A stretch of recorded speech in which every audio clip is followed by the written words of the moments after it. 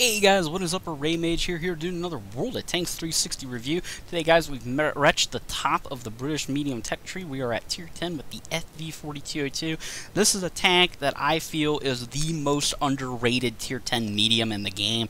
It is incredibly good. Surprisingly, it has actually shocked me a little bit with what it's capable of doing. It is a very good all-rounder alternative to the M48 Patton. But let's go ahead and get straight on into the numbers of this tank, or at least the package numbers. Starting off, we get with an 810 horsepower engine. We start off with the 105mm Royal Ordnance L7, 6.45 rounds a minute, 268 pen, 210 pen from premium Hesh rounds, and then you get 390 average damage, 480 average damage from the Hesh rounds, and then you get 2.9 aiming time, and you'll get 0.31 to 0.42 accuracy. The tracks will give you 50 degrees of traverse per second, and then you have turret armor giving you 196mm in the side and the front, 35 in the rear, 40 traverse speed, and then you get 410 meters of view range. FYI, the turret armor is not quite as advertised. You will get penned. It does happen, but it is not completely bad. It is angled. Sometimes you'll get a bounce or two. It's not a horrible turret. Yeah, when you compare it to the 7-1, it is crap, but it's not horrible, guys. This is a very good, capable tank, and I'm actually going to go straight into a gameplay. I'll catch you guys back here in a moment. Okay guys, here's the gameplay. This is on El Haloof. This was a 7,000 damage gameplay. This was actually very fun this was a very fun match. Let's go ahead and talk about the FV4202. This is a tank that is vastly underrated. It is better than most people give it credit for, and I think one of the reasons it's picked on so unfairly is, you know, people played the 7-1, they know how great the turret armor is on that tank, and they expect this tank to be godly almost because of how great it is. Also, you'll note this thing tops out about 40 kilometers an hour, but it does top out much more quicker than the 7-1 or the Centurion one. So this is a rapid accelerating small tank. I mean, this is pretty damn good. Continuing back on with the turret. Yeah, it is listed as being thicker, but I wouldn't trust it completely. You're relying mostly on the slope and angle of the turret rather than the actual armor thickness, because in some parts, especially around the gun, the armor is much more thinner. It's really just well angled at different spots. That's pretty much the gist of the turret. I mean, it is, if people are going to pen you from the front, they're going to pen you in the turret. But the turret is not, don't sit here and think this turret is soft. I mean, it does get its bounces, but you're doing it wrong if you're letting people get shots at you in this tank. And you'll see here, I'm basically going along with the pace of with El Haloof typically. I wanted to rush down there and help that E50M out, but I know I can only top out 40 kilometers an hour, and I was afraid 3 or 4 guns were going to get pointed at me, like it turned out there was for that E50M. But I did what I could, put 2 shots in the E50 and hit him. Damaged his ammo rack. Yak Panzer E100. Popped him. And the way I play this tank and the way I approach playing this tank, I play it very similar to how I would the M46 Patton. I get myself in a nice strategic spot, and I use the small size, the camo rating of this tank to allow it to kind of poke up and passively scout and snipe. And this is a much more effective tank passively scouting than the M48. It is superior, I feel, in the passive scouting department. Yeah, the Patton has better view range, and it more than likely will spot things from a longer distance than the 4202. However, I feel like this tank can get away with poking up. Here on this spot, on the ridgeline, on El Haloof, I would have been spotted in the M48. There's no way I'd been sitting up here, especially after I fired 2 shots at this waffle, and I hit him again while he's tracked. Do another critical hit. I would have been spotted. There's no doubt. In the M48, I would have been spotted. I wouldn't have been able to get away with this at all. There's no way in hell. 4202 can get away with it. The gun is also more accurate. While you do have slower DPM, the rate of fire is comparable, I feel, to the M46 Patton. And I know I'm making a lot of comparisons here with the M46. But I'm looking at this from a different context. And, you know, if you've gone up the British medium line, and it's the only medium line you've ever gone up, you're going to be somewhat disappointed. The 4202 might be a mixed bag for you, but I've gone up 4 different medium lines. This is a pretty darn good tank. This is a solid all-rounder. I actually prefer it over the M48 Patton. Some of you may not like it over the Patton. Differences in play style and opinion, of course. But this thing has something going for it that I greatly appreciate. It is much more smaller, and even if you're someone that loves a 7-1, that's one thing you can't ignore about this tank. It is smaller. The 7-1 you could poke up, and you didn't care if you got spotted because you had turret armor. You were only going to show your turret anyways. This tank can sit up, and it's just doing it differently. This tank is doing the same job in a different manner with a better DPM. M103 rounds the corner. He gets impatient. I hit him. I know his buddy in the Waffentraktor Panzeroffizier. He's partied up with him. Can't help him at the situation, the spot I'm at, because there's no way he can go through all that ground. And this is where the Patton would have been spotted. Now I put another shot into the 103, my third one. Very respectable DPM. And, you know, he spots me there, but where he was earlier, when he was up on an angle up on the hill, he would have spotted me. Even though we had a bush between him and me, he would have spotted me if I was in the Patton. This thing, nah. This is a much more harder tank to spot. It's very similar to the M46. Its camo rating is actually, you know, its DPM and the camo rating are very comparable. .32 accuracy out of this 105, and you're going to see an example of it here. Kind of get lucky against this 704, but fired my first shot. Thought for sure I was going to pen him here. Missed. Yeah, well-angled troll fucking Russian armor. And I do take one last shot, and this is where I pen him.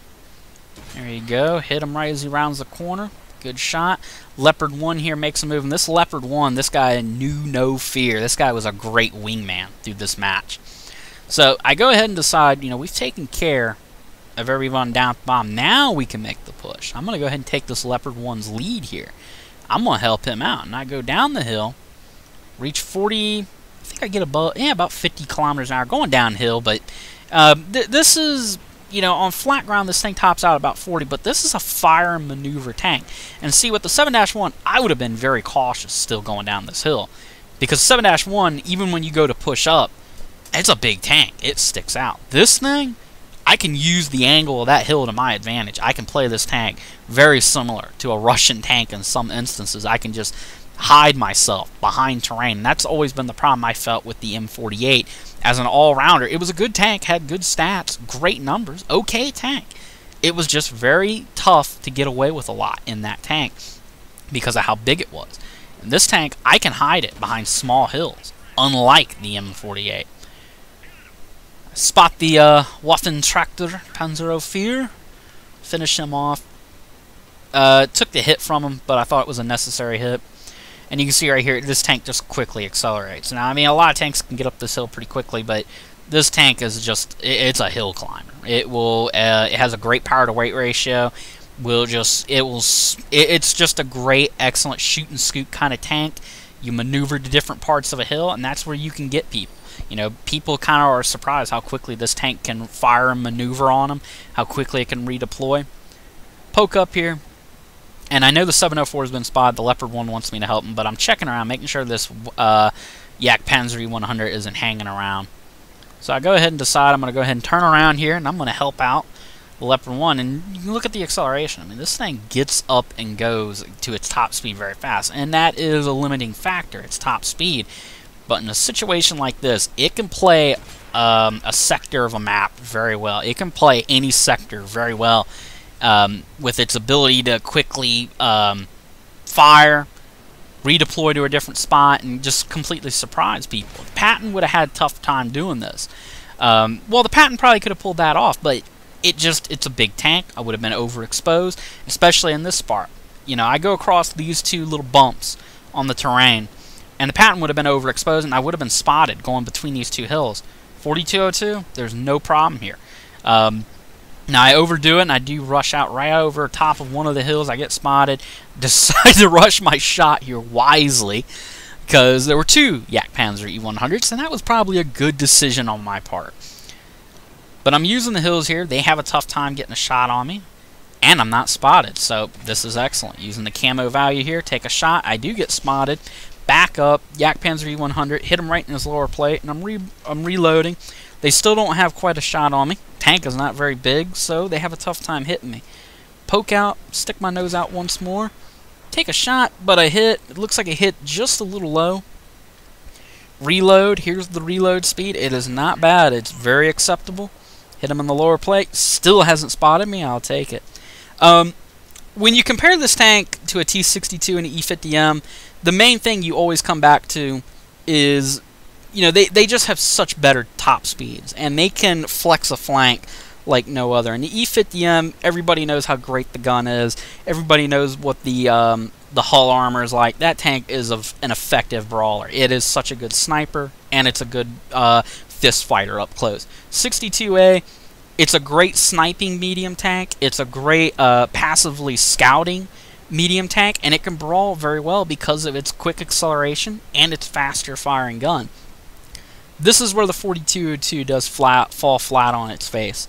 Top speed, 40 kilometers an hour, and you can see how quickly that Leopard 1 got all the way to there, and I am finally catching up, and he's been sitting there for a good 5-10 seconds. So, I mean, this tank does not move very quickly, even when it does accelerate quickly. Take a shot here at the M103.